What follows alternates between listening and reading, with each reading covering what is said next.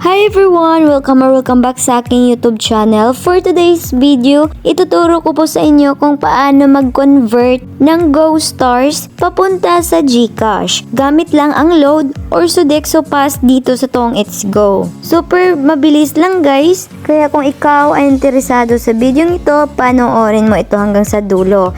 Let's start guys!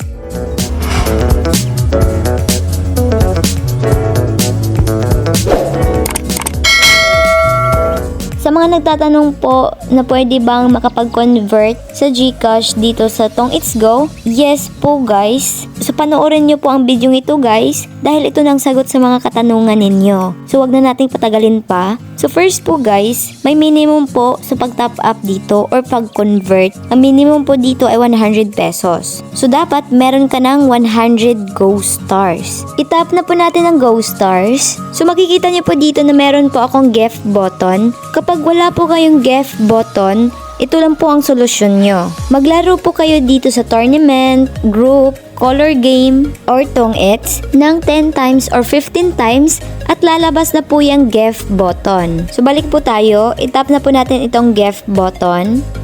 So dito guys, pwede po kayo makapag-convert ng load at Sodexo Pass papunta sa GCash. Since madali ang pag-convert ng load to GCash, so itong load ang ituturo ko sa inyo kung paano ito ma-convert papunta sa GCash. So itap na po natin ang Get Prepaid Load Rewards. So ayan, ilalagay po natin dito yung number natin. Nakalagay dito na 10 digit. So 9 na tayo kaagad. Pagkatapos natin ma-type yung number dito, itap lang natin itong submit. Siguraduhin yung mabuti kung tama yung number na nalagay ninyo. Pero kung mali, pwede namang ma-change dito. So makikita mo dito, select an operation. Madami kang pagpipilian dito kung saan mapupunta yung load mo. Merong dito, signal, globe, at iba pa. Since yung number ko is TM, so TM yung gagamitin ko. Scroll down tayo. So makikita nyo dito yung available sa TM. Isa lang po. So ang nakalagay din dito, 100 lang yung ita-top up. Pero hindi siya available guys kasi walang remaining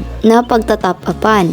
At paalala lang guys, every 3 PM po siya magre-redeem. So kung gusto mong makapag-top up dito, mga 259 dapat nakaabang ka na dito kasi paunahan to. So kapag meron ng available dito, itap mo lang itong 100 top up. So kapag na-tap mo na ito guys, pwede mo na ding itap itong submit. Kapag na-submit mo na ito, maghihintay ka ng 24 hours bago dumating sa number mo. So kapag dumating na yung tinap up mong 100, pwede mo na yung i-convert into GCash. So ganito lang yung gagawin mo. So kunyari nga guys, dumating na yung load dito, you have been successfully loaded, chuchuchu. So ang gagawin na natin is maghahanap na tayo ng trader. So guys, itong dalawang trader ang ire-recommend ko sa inyo dahil super legit po sila until now. Pero yung na-try ko lang po is itong SH Trading Shop. Pero legit na legit po itong pangalawa din. Pumili lang po kayo dito sa dalawa at i-chat nyo sila. Sabihin yung pwede bang makapag-trade load to GCash. Ganito ganyan. Kayo na po bahala mag-chat sa kanila.